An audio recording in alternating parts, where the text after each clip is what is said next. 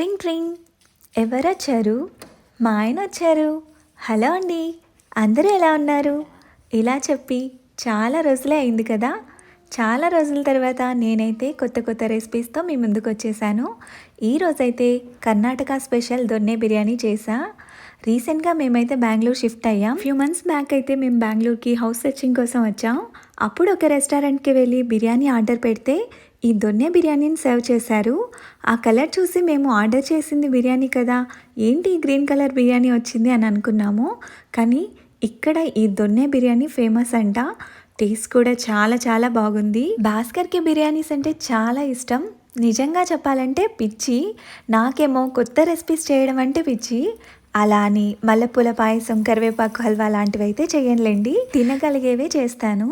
అలాగే ఈ దొన్నె బిర్యానీని కూడా ఓన్గా అయితే ట్రై చేస్తున్నా.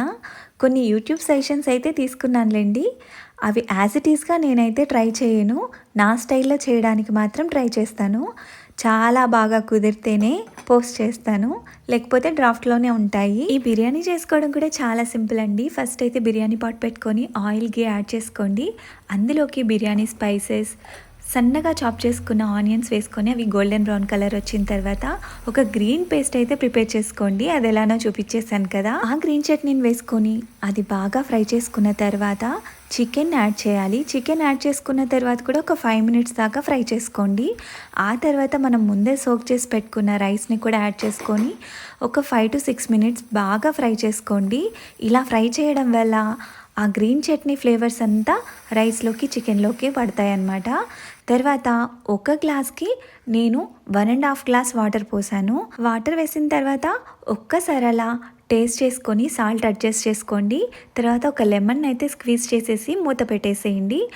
ఫ్లేమ్ మాత్రం సిమ్లో పెట్టుకోండి. 10 to 15 మినిట్స్లో మనకి కర్ణాటక స్పెషల్ దొన్నె బిర్యానీ రెడీ అయిపోయింది. వేడివేడిగా మా వారికి అయితే సర్వ్ చేశాను. మాకైతే చాలా బాగా నచ్చింది. ఈ దొన్నె బిర్యానీని మీరు ఎప్పుడైనా తిన్నారా? తింటే ఖచ్చితంగా కామెంట్ చేయండి. ఒకవేళ తినకపోతే నా రెసిపీని అయితే ఫాలో అవ్వండి. నా వీడియోస్ నచ్చితే ఖచ్చితంగా like, share and subscribe. Bye.